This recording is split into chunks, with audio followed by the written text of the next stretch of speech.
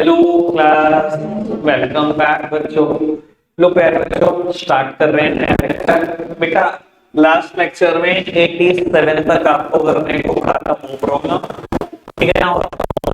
88 to 90 यानी कि guarantee है सभी क्वेश्चन की प्रॉब्लम अभी हुई। 86 का 86 या 87 का थर्ड पार्ट कुछ भी कर दो, यही तो कहना चाह रहा हूं। वाले केस में क्या होगा, सिंपल से यही तो पूछ रहे थे ना, थर्ड पार्ट है तो हो जाता है, इसमें कोई दिक्कत नहीं। तो 93 तक और बताओ दे, मैं सब कुछ कर रहा हूँ। 87 का थर्ड पार्ट, 88 और 89 और 87, 88, 89 तो मैं थकोगे, हम नहीं थकेंगे, डबल। चलो लो बाबू, इसके अलावा देख लेना देखा देते भाई, तेरी प्रॉब्लम है सॉल्व कर, तेरी पढ़ो बाबू। PQR entered into partnership on 1st of April 18 to share in the ratio of 12:8:5. It was provided that in no case our share of profit would be less than 30,000 per annum. R को तो guarantee नहीं है कुछ भी कम profit नहीं होगा। मार्च 21 profit है 1,20,000, profit है 80, लॉस है 1,20। सर तीन अलग अलग साल के प्रॉफिट लॉसेस बताए गए हैं बेटा, मुझे सिर्फ लॉस वाला केस आप करने को कहकर 1 मिनट लगाओ, हो जाएगा। और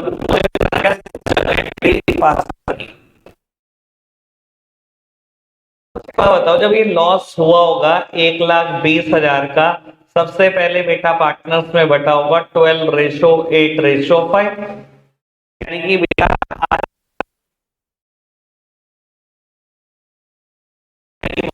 यानी कि 24,000 का, ठीक है जी। आपने बेटा इससे 24,000 रुपए किसी कैपिटल कम कर दिया, इससे लॉस निकलवा लिया, कुछ भी बोलो। जबकि क्वेश्चन कहता था उसको 30,000 का प्रॉफिट देना है, क्वेश्चन तो ये कहता था 30 का प्रॉफिट देना है भाई।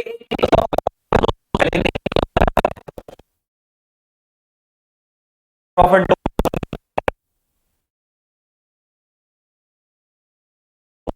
एंट्री का तो आर को मिलेंगे, आर को मिलेंगे तो आर की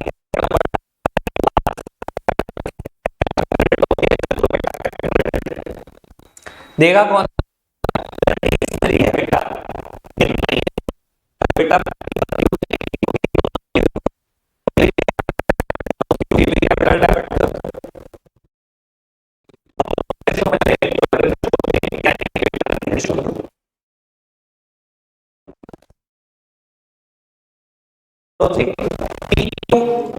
partner in a profit and losses in the ratio of 5:3 on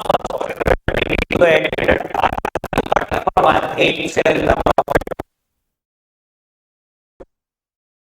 UPSR between P and Q remains the same, but they agreed to bear any efficiency on account of guarantee.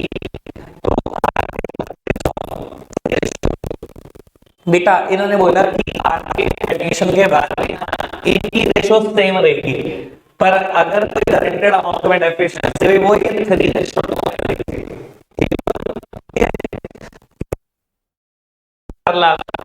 तो सब दिक्कत क्या आएगी, तो देखते हैं दिक्कत क्या आएगी।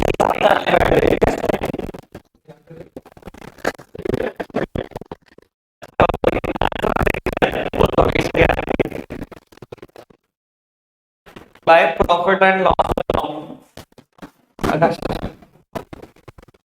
बेटा, by profit and loss account 4 lakh का प्रॉफिट हुआ, 3 पार्टनर है बेटा, 2 profit transfer to capital account, partner के नाम PQR, यही है ना बेटा। सामने देखते रहो, आर को कितना शेयर दे रहे हो आप, 1/8 और 75,000 की गारंटी भी मिली हुई है। अच्छा बेटा, अगर प्रॉफिट का 1/8 उसको मिलेगा तो 1/8 कितना है बेटा, 50,000। क्वेश्चन ने बोला था बेटा P और Q की रेशो R के एडमिशन के बाद भी सेम है, सर वो सेम रेशो थी कितनी, सेम रेशो देखो कितनी थी 5:3। बेटा टोटल 4 लाख का प्रॉफिट हुआ, इसके हिस्से का प्रॉफिट 1/8 था जो इसको मिलना है, क्वेश्चन ने का दे दिया, प्रॉफिट बचा कितना 350, और क्वेश्चन ने का ये same relation same ratio maintain कर रहे हैं आर के एडमिशन के बाद। 3.5 लाख को बांट दोगे बेटा 5:3 में, ठीक है जी। इसको बांट कर देखो बेटा 5:3 में क्या आता है, कैलकुलेट करके देख देते हैं अभी।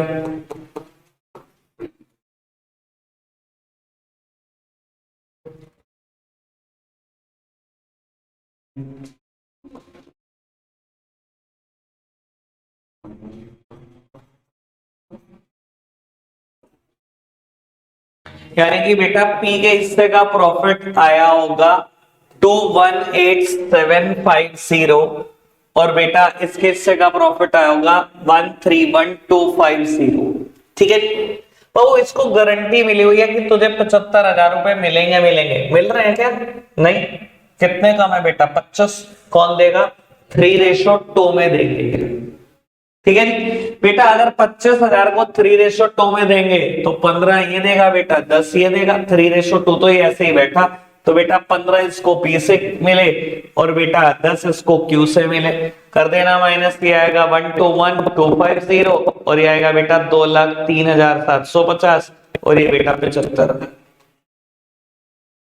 कोई दिक्कत तो नहीं बेटा, जरूरत ही नहीं है ना, बहुत बड़े झमेले में फंस जाओगे। क्वेश्चन ने देखो, जिसने क्वेश्चन बनाया वो भी बहुत समझदार है कि आपको रेशो के झमेले में नहीं फंसाया। उसने ये भी कह दिया कि इसको 50,000 मतलब जो इसको शेयर मिल रहा है उसके मिलने के बाद भी इनकी रेशो सेम है, तो मैंने 4 लाख में से वही 50,000 माइनस करे, इसके बाद भी तो रेशो सेम ही है, ठीक है ना जी, कोई दिक्कत तो नहीं। अब इसके बाद क्वेश्चन पूछा शायद आपने 89, है ना, लो जी। अच्छा है वो मैनेजर वाला क्वेश्चन होगा, 27 और 18, 45 और 56, 250, 11, 250 की डेफिशिएंसी। लो जी, लो क्या तुम क्वेश्चन पूछ रहे, अच्छा क्वेश्चन सबने पढ़ा हुआ है, बढ़ दो मैं आगे बस। सर सी जब एज अ मैनेजर काम करता था उसको क्या मिलता था, बेटा देखो फर्म को प्रॉफिट हुआ 2,25,000 का, सी जब एज अ मैनेजर काम करता तो उसको मिलता क्या था बेटा, एक तो 27,000 रुपए सैलरी मिल रही थी उसको पर एनम, ठीक है, और एक मिल रहा था बेटा 10% कमीशन आफ्टर चार्जिंग सच कमीशन, यही था बेटा। 225 में से 27 गए, कितने बचे 198, 10% मिल रही थी आफ्टर चार्जिंग सच कमीशन, यानी कि 18,000 रुपए ये मिल रहे थे, तो मिल टोटल कितना रहा था 45, ठीक है जी। अच्छा अगर 225 में से ये मैनेजर के खर्चे खत्म हो जाए बेटा, उसके बाद फर्म के पास बचता क्या था 180, ठीक है जी। 180 बेटा, दो पार्टनर और थे ए और बी, उनको क्या मिलता था बेटा 1,08,000 रुपए इसको मिलते थे, 72,000 रुपए इसको मिलते थे, यही कहानी है क्वेश्चन में। मैं ये मान के चल रहा हूँ आपने क्वेश्चन ढंग से पढ़ा हुआ है, मुझे बाय चांस रटा पड़ा तो मैं आपको वही बता, ठीक है बेटा। अब वो सी को इन्होंने कह दिया तू पार्टनर बन जा, ठीक है ना, और तुझे इतना तो मिलेगा ही मिलेगा जितना एज अ मैनेजर मिल रहा था, और बेटा अगर कुछ एक्स्ट्रा मिला तो उसकी गारंटी किसने ली हुई है, उसकी गारंटी शायद इस पर्सन ने ली हुई है, ऐसे ही है ना, इन्हें ली हुई है बेटा। 2,25,000 ही इस बार प्रॉफिट हो तो उसको 1/4 शेयर दे रहे हैं बेटा, 1/4 शेयर कितने का है देख लो, 56,250 रुपए का है। पहले क्या मिलता था बेटा 45 मिलता था एज अ मैनेजर, जैसे ही पार्टनर बना सर प्रॉफिट का 1/4 हिस्सा मिलने लगा, वो फर्म को कितना नुकसान हो गया 11,250, कौन देगा, किसने कहा था कि मैं पर्सनली दूंगा जो भी एक्स्ट्रा मिलेगा, वो ए ने कहा था, लो जी ए बुक तो आप दे रहे थे पर्सनली, दो पर्सनली, तो बेटा 11,250 रुपए इसको अपनी जेब से देने पड़े होंगे, यानी कि बेटा ये रह गया होगा 96,750, ठीक है जी, कोई दिक्कत तो नहीं, इसके अलावा कोई प्रॉब्लम 93 तक नहीं।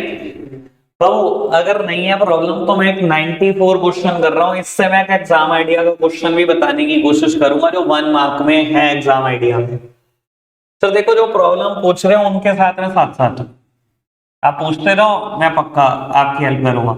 आप नहीं पूछ रहे, आप सोचे होंगे मैं 4 चैप्टर के बाद एक दिन बैठूंगा, लेकिन मैं नहीं बैठूंगा सर। फंडामेंटल खत्म, मेरी बात खत्म हो जाएगी। ये बिल्कुल ध्यान रखो, आप एग्जाम आइडिया घर से करोगे। मैं इसके बाद शुरू करा रहा हूँ आपको चैप्टर वाइज बुक तुरंत, बिल्कुल ठीक है ना, आज ही और अभी।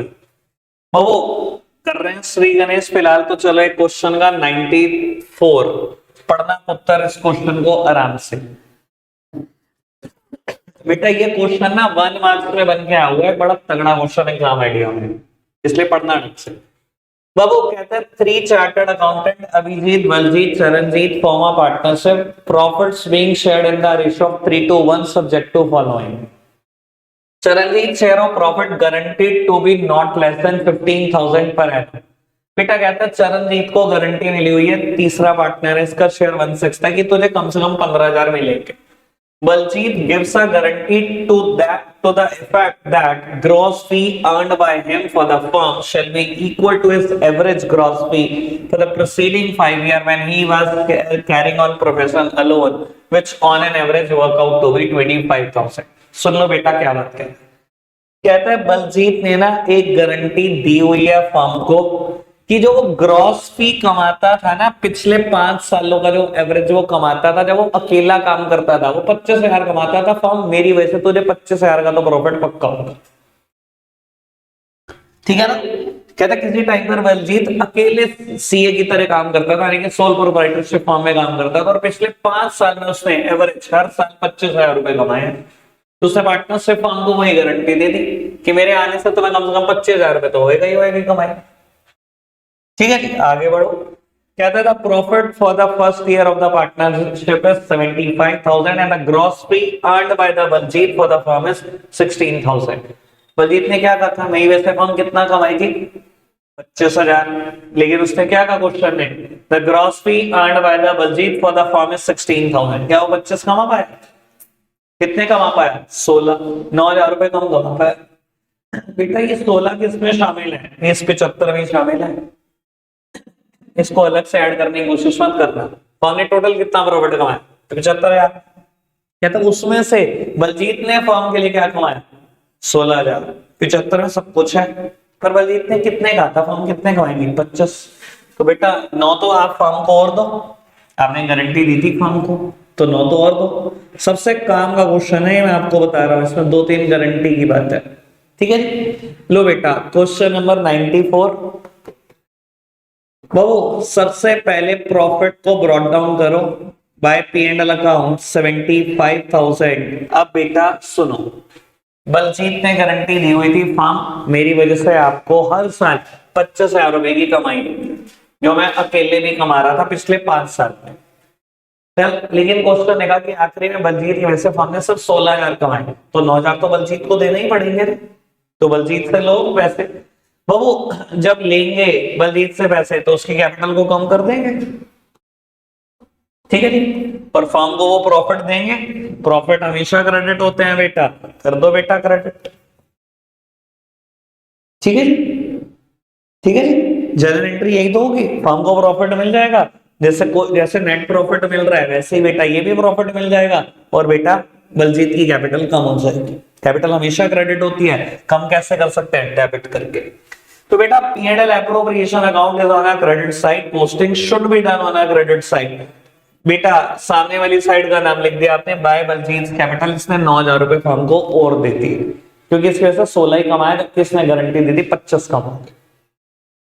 क्लियर है बेटा बात, कोई दिक्कत तो नहीं, बात को बढ़ाएं आगे, चलो जी। बेटा ये टोटल अब प्रॉफिट फर्म के पास कितना हो गया 84,000 हो गया, दो जी बेटा बांट दो पार्टनर्स में, to profit transfers to capital account. बेटा ए बी और सी में प्रॉफिट बांट दो, और जब आप ये प्रॉफिट बांटोगे 3:2:1 में, तो चरणजीत को मिले 14,000, बलजीत को इतने, और जो भी अभी जीत है जो भी नाम है बेटा उसको मिल गए 42। बांट दी बेटा 3:1 में। बेटा गारंटी है किसको भी मिली हुई थी कि तुझे 15,000 रुपए मिलेंगे, पर मिल रहा है 15,000 नहीं 14, 1,000 तो देना पड़ेगा। कौन देगा, क्वेश्चन ने बताया नहीं, तो सर कौन देगा, पूरी पार्टनरशिप फॉर्म देगी और अपनी स्पेसिफाइड रेशो में देगी। बाबू इसको गारंटी मिली हुई है कि तुझे 15,000 मिलेंगे। कौन देगा बेटा? बच्चे भी दोनों पार्टनर देंगे, 3:2 में देंगे, यानी कि 1,000 रुपए में 600 और 400। 2-3 बातें करनी है मुझे अभी बेटा, क्वेश्चन मेरा खत्म नहीं हुआ। कोई दिक्कत तो नहीं? जब आप आंसर देखते हो ना, तो आंसर में ना बलजीत कैपिटल में लिखा होगा 18,600 प्रॉफिट का हिस्सा। बच्चे कंफ्यूज हो जाते हैं, सर 18,600 भी है, देखो 27,600 हम उसको दे रहे हैं, 9 उससे ले रहे हैं, तो दे तो इनडायरेक्टली 18,600 ही रहे हैं उसको। एक दो बात ये। दूसरी बात बेटा, एग्जाम आइडिया में क्वेश्चन आया गारंटी से रिलेटेड कि अगर ऐसे मल्टीपल गारंटीज होती हैं तो सीक्वेंस क्या होता है गारंटी बांटने का, ठीक है ना? उसने 4 ऑप्शन दिए, ठीक है ना? नंबर पे कुछ लिखा, दूसरे पे कुछ, तीसरे पे कुछ, चौथे पे कुछ, ठीक है ना? और बाबू वहां से हमने एक चीज डिराइव करी कि सबसे पहले मल्टीपल गारंटी हो, सबसे पहले तो प्रॉफिट को ट्रांसफर करते हैं P&L एप्रोप्रिएशन अकाउंट में। मैंने वही किया। दूसरी बात, यहां वहां से हमने एक बात ये भी सोची, मैंने बच्चों को, तुमने प्रैक्टिकली ये क्वेश्चन किया हुआ है और मैंने तेरे को कहा था ना कि मैं तेरे को क्वेश्चन भी याद करा देता हूँ। 3 चार्टर्ड अकाउंटेंट वाला क्वेश्चन है। मैंने जब इसकी ये प्रॉब्लम ली ना, तो पहले मैंने यही क्वेश्चन दिमाग में सोचा कि इस क्वेश्चन में मैंने करा क्या था, और यहां से मैंने उसका आंसर बना। अब ये नहीं पता कि कोई चीज तुम्हें कब काम आ जाए, ठीक है ना? तो सर सबसे पहले तो P&L एप्रोप्रिएशन अकाउंट में प्रॉफिट ट्रांसफर करा, सीक्वेंस का पहला पार्ट। दूसरा पार्ट बेटा, जिस भी पार्टनर ने फर्म को गारंटी दी है पहले वो सॉल्व होती है। पार्टनर ने फर्म को गारंटी दी, वो सॉल्व हुई। तीसरा पार्ट, अगर फर्म ने पार्टनर को गारंटी दी है फिर वो सॉल्व होती है। अब ये देखो, पूरी पार्टनरशिप फर्म ने गारंटी दी हुई थी ना पार्टनर को, जब कुछ नहीं कहा तो बेटा पूरी पार्टनरशिप फर्म की तो गारंटी थी पार्टनर को, इस 1,000 रुपए की चरणजीत को। 1,000 रुपए की गारंटी किसने दी है बताओ? कुछ नहीं कहा तो पार्टनरशिप फर्म ने दी ना बाबू। यही दोनों बचे ना पार्टनरशिप फर्म में अपनी स्पेसिफाइड रेशो में। और बेटा चौथे नंबर पे होती है पार्टनर से पार्टनर की गारंटी, यानी कि ये कह देता मैं पर्सनली बॉन्ड करूंगा, या बी कह देता मैं पर्सनली बॉन्ड करूंगा। तो ये सीक्वेंस इस क्वेश्चन से बना है। हमेशा ध्यान रखना, मल्टीपल गारंटीज हैं तो इस सीक्वेंस में सॉल्व होती है। सबसे पहले प्रॉफिट को ट्रांसफर करो P&L एप्रोप्रिएशन अकाउंट में, फिर पार्टनर की गारंटी टू द फर्म, फिर बेटा फर्म की गारंटी टू द पार्टनर्स, फिर बेटा पार्टनर्स की गारंटी टू द पार्टनर्स। यही सीक्वेंस है। क्लियर है पक्का से बाबू?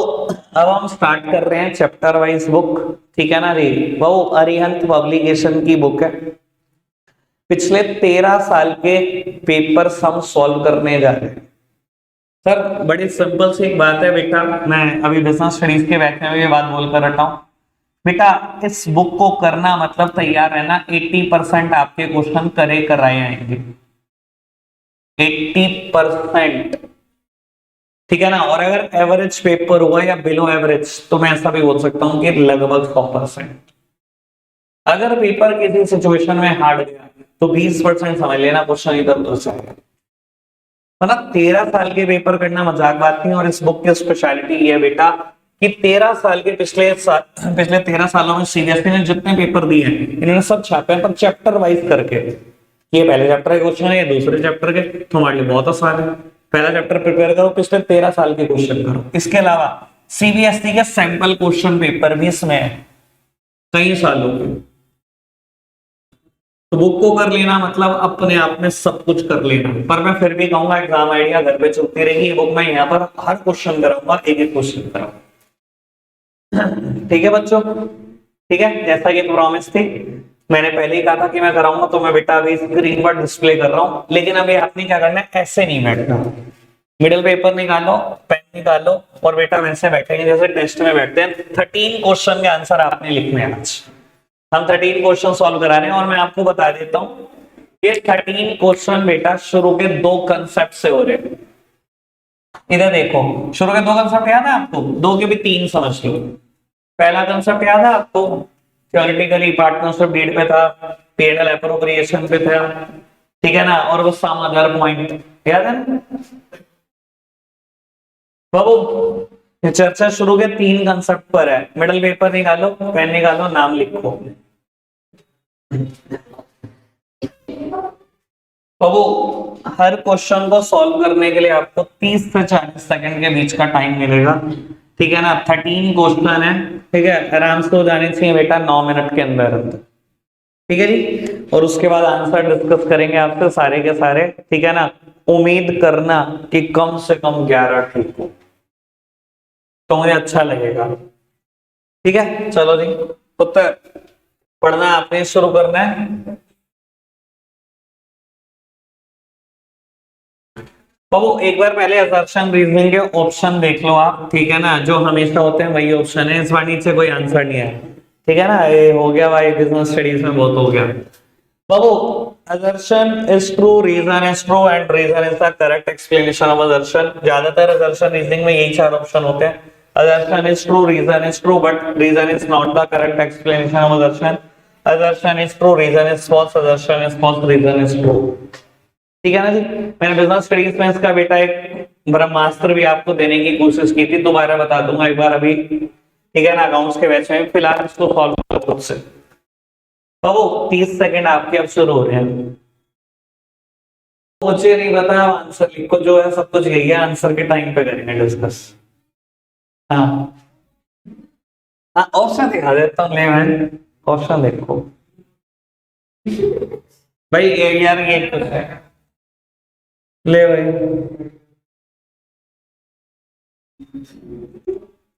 Done done done. चल लो उत्तर। अगर आपको याद हो तो मैंने क्वेश्चन बैच में भी डिस्कस किया हुआ सिमिलर क्वेश्चन।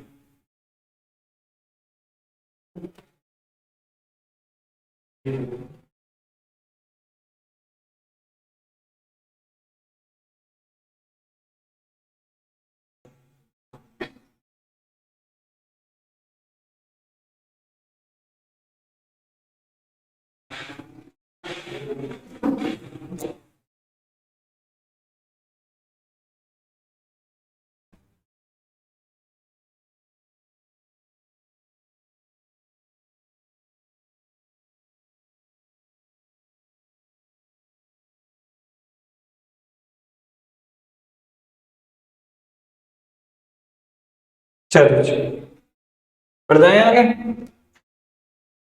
और अगर ये कंसेप्ट भी याद नहीं आ रहा ना, फिर तो तुम भाई रवि मालिका तुम्हारा।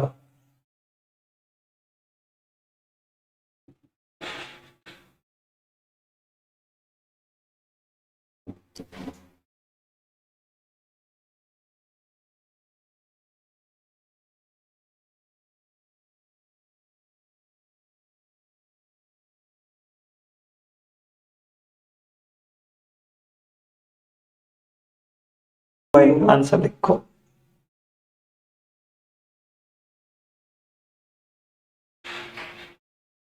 भाई मेरी तरफ से डन है, ठीक है ना। अब आंसर आपको लिखना है, मैं वापसी नहीं आऊंगा किसी भी क्वेश्चन पे, आंसर लिख लो बस, ठीक है।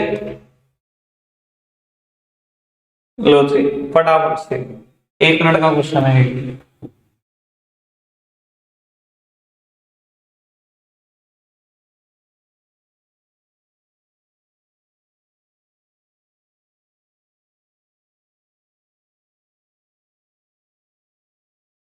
चलो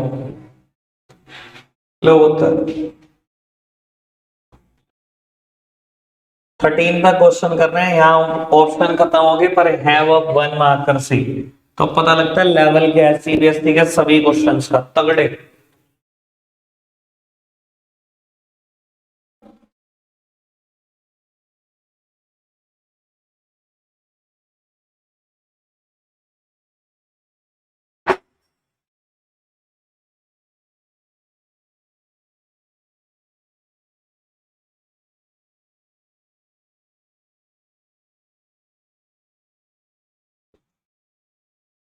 तो 9 तक, चलो 1 तक तो कम से कम आपको विजिबल है ना, आराम से लिख लो इसको, ठीक है ना। 1 मार्क क्वेश्चन है, आप सोच सकते हो 1 सेंटेंस और 1 वर्ड, खत्म कर दो इसको आराम से।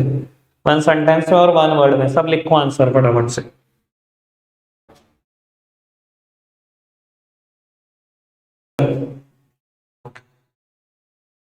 मैं मान रहा हूं 1 तक हो गया होगा, ठीक है ना। नहीं हुआ, चलो कोई नहीं, 8 9 10 यहाँ तक पूरा करो फटाफट से, 40 सेकेंड ईच।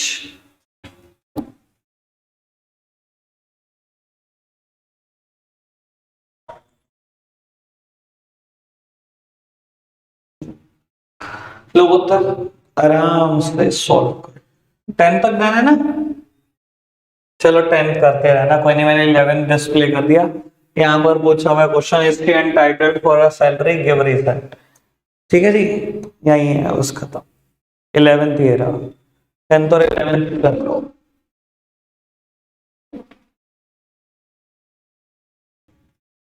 लोग उत्तर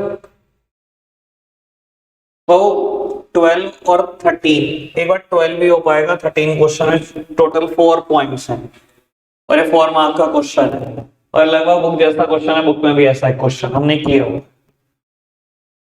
आप 12 पढ़ लो, 1 सेकंड का क्वेश्चन है।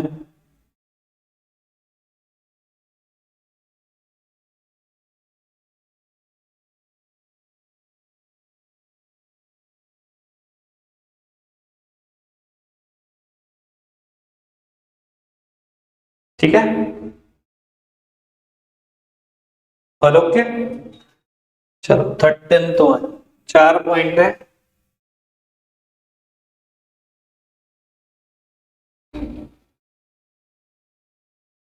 पढ़ो फटाफट से।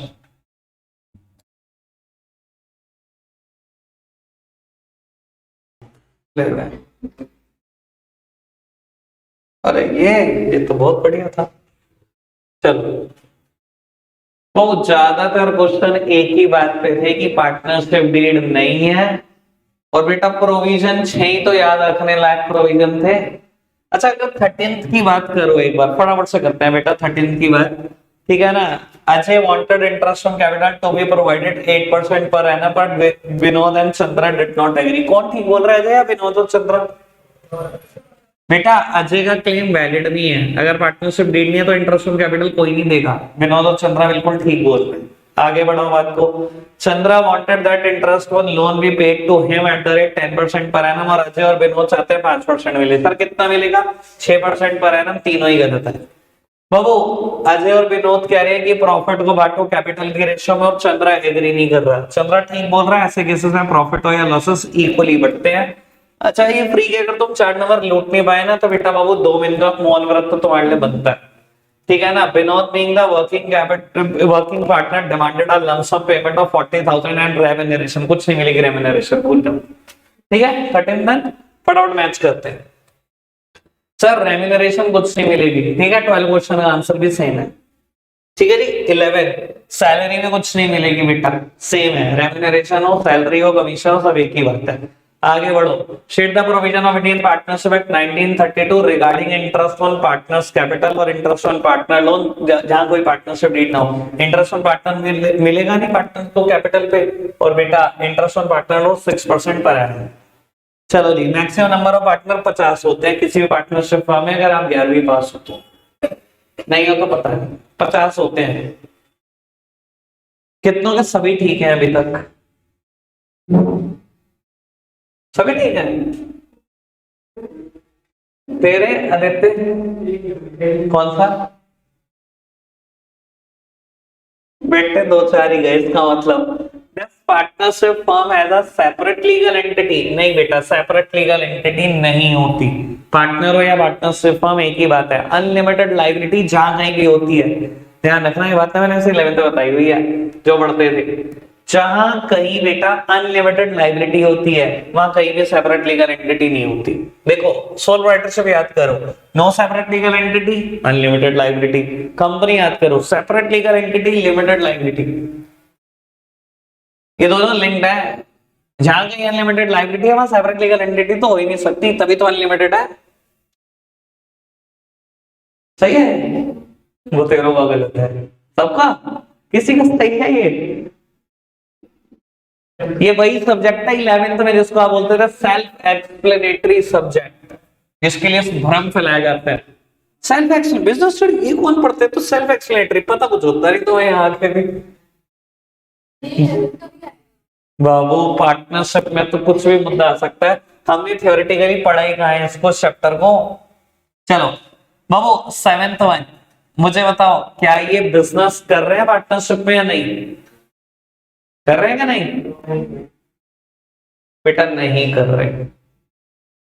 पता क्या कर रहे हैं ये? इस टर्म को क्या बोलते हैं? ये टर्म आपको मैं भी ग्रुप में ना टाइप कर चुका हूं, बस मेरे भेजने वाले हैं। इसे बोलते हैं को ओनरशिप। इसे पार्टनरशिप नहीं बोलते, इसे बोलते हैं को ओनरशिप। देखो बेटा, पार्टनरशिप में ना पहली बात तो बेटा, कोई जब बिजनेस की बात आती है तो बिजनेस में ना रेगुलरिटी भी होती है। दूसरी बात, बिजनेस के पीछे मोटिव भी होता है। यहाँ तो कुछ मोटिव भी नहीं है, कोई रेगुलरिटी नहीं है। एक प्रॉपर्टी परचेस करी, 1 साल के बाद बेच दी उठा के, तो कहीं रेगुलरली एंगेज हो आप? कौन सा धंधा? ये कोई बिजनेस कर रहे हो आप? समझ में आ रही है बेटा बात?